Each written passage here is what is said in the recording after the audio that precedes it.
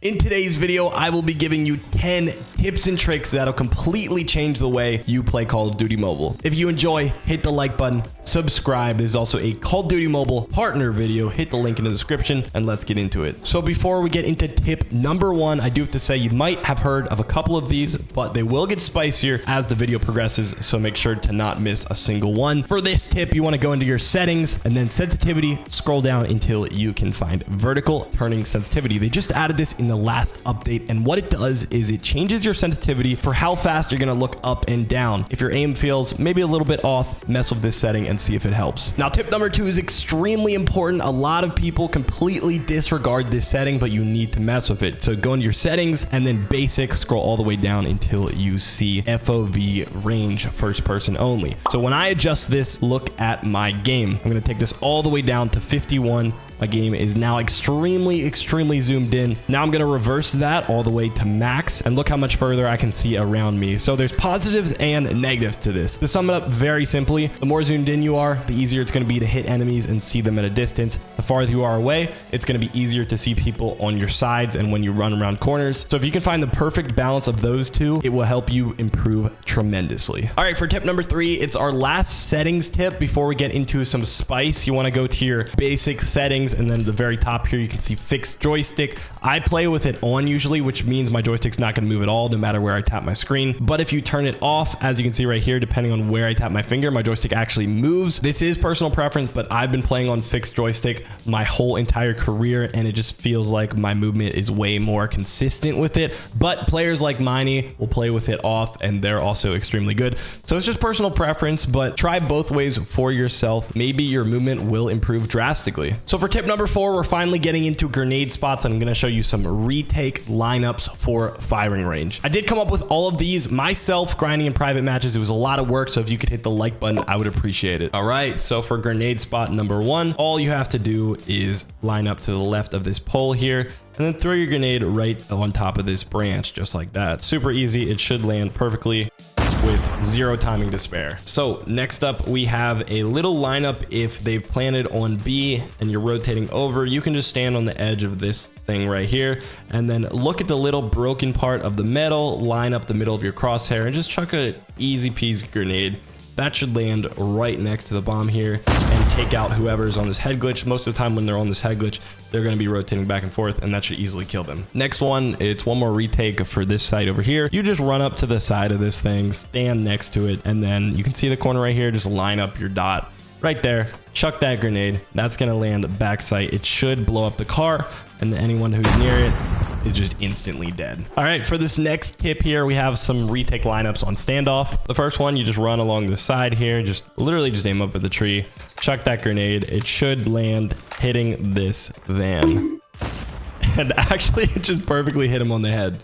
The next one you can use if your teammate calls, you see someone rotate through here, maybe that they're in that corner, or if they just plant the bomb and you want to throw a nade up to see if you can get a kill on a common spot, you just run out to this corner right here, and then you put your bottom crosshair right over the top, right next to this wall. Chuck that nade out, and that is going to land, and it should land exactly on this person here, like a perfect nade, and just absolutely blow them to bits. So next, if you see and know someone is behind this tractor, or if they're behind the bomb, all you need to do is take out your grenade, run, climb this ladder, get yourself positioned against this window, and you see the last dark mark here.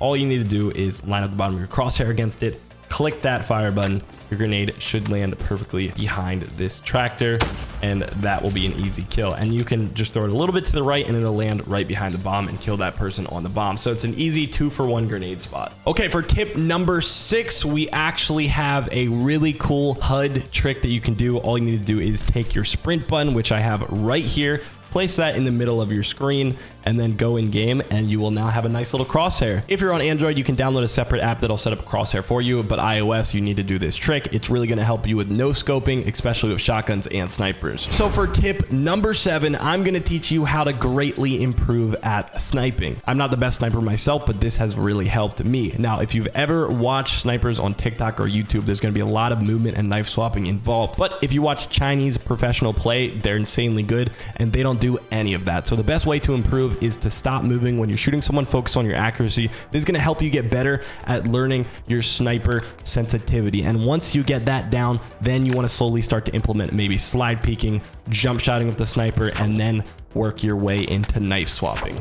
The next tip, and it's tip number 8. It might seem pretty basic, but I need you to get this drilled into your brain. Pre-aim as much as possible. Now, what do I mean by pre-aim? I'm sure you've probably heard of this before, but if you're not sure, what you do is you slide or jump peek, or maybe even like walk around the corner, which I would not recommend. It's easier to hit you that way. But say you slide peek and you aim down sights before you come around that corner, or just whenever you know that there's a common angle that enemies are going to play at. So for example, some people like to look through here. So I would zoom in and ADS before I even peek this corner. That way I'm ready to fire and I'm locked onto them. Or if I slide around here, I'm going to aim down sights before I get around that corner. You should be doing this as much as possible. I know you might do it a little bit, but you should be doing it constantly. Pro players are always aim down sights. And the best way to figure this out is just play more and get more game knowledge. All right, for this next tip, I actually have some D13 lineups, which is insane. I want to give a shout out to my boy Wise on TikTok. He is the lineup GOAT. And this first one, if a sniper is sitting right here, which they commonly do, you want to run back to here, line yourself up against this block, then put your crosshair right here, take a hip fire shot,